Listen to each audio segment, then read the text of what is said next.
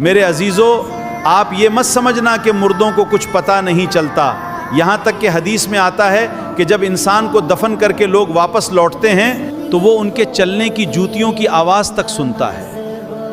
جب چلنے کی آواز سنائی دیتی ہے تو اس کی تنہائی کیسی ہوگی؟ جب سب لوگ اسے چھوڑ کر چلے جاتے ہیں تو وہ ایک ایسی تنگ اور تاریک کوٹری میں جہاں وہ پہلے کبھی نہیں رہا، لیکن اب پہلی بار قبر کی تنہائی اس کا مقدر بنتی ہے۔ میرے پیارے آقا صلی اللہ علیہ وسلم نے فرمایا کہ میت کو دفنانے کے بعد کچھ دیر اس کے لیے دعا اور استغفار کرو، کیونکہ اس وقت اسے سوالات کا سامنا کرنا ہوتا ہے۔ لیکن افسوس، آج اکثر لوگ جنازہ دفن کرتے ہی جلدی جلدی قبرستان سے نکل جاتے ہیں، بھائی بیٹے رشتہ دار سب کو اپنی اپنی جلدی پڑی رہتی ہے، نکل آ جاتے ہیں۔ اس وقت قبر کا عالم بڑا عجیب ہوتا ہے۔ میرے پیارے آقا صلی اللہ علیہ وسلم فرماتے ہیں دغتۃ القبر حق، قبر کا جھٹکا دینا حق ہے اور ہر ایک کے ساتھ ہوگا۔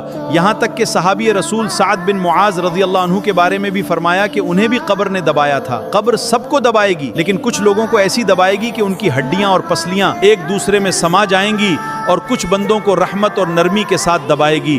پھر وہی قبر اندھیری ہوگی، چاروں طرف تنہائی ہوگی، کوئی اپنا قریب نہیں ہوگا۔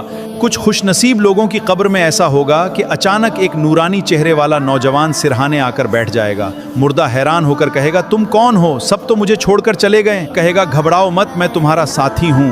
وہ چھوڑ کر چلے گئے تو کیا ہوا، ہم تمہارے ساتھ ہوں، تم بے فکر رہو۔ میں وہی قرآن ہوں جسے تم پڑھا کرتے تھے، میں وہی نماز ہوں جسے تم نے نیند اور آرام پر ترجیح دے کر ادا کیا تھا۔ اگر قبر کو روشن کرنا ہے تو آج سے قرآن سے محبت کرو، نماز کی پابندی اور اپنے ایمان کو مضبوطی سے پکڑ لو۔